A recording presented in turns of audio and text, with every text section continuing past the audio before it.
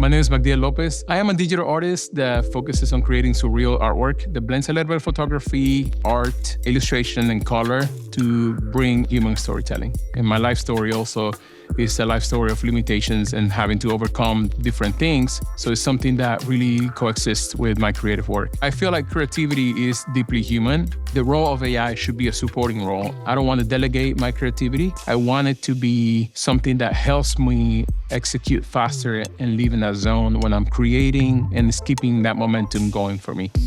I like how Generative Fill helps me with that. I did remember feeling a little scared too of like, what is the future going to be like and how can we be responsible about this? But also I felt excited about what will I create with this? It was incredible to see something that just take place in front of you, especially with my background of not having images. I'm from Havana, Cuba. There wasn't any internet. I couldn't get any images at all. So being able to type something into a computer and get a result within seconds felt like magic to me. It's not so much about the speed, it's about the momentum, because the speed and the pain of the creative process is something that I enjoy. And I feel like great ideas come from it, right? Generative Fill helps me protect that momentum.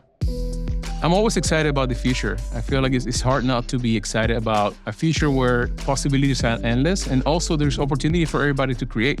Keep creating, keep being resilient and fearless. Nobody holds a key to creativity. It's something open for everybody to enjoy and for everybody to really take advantage of.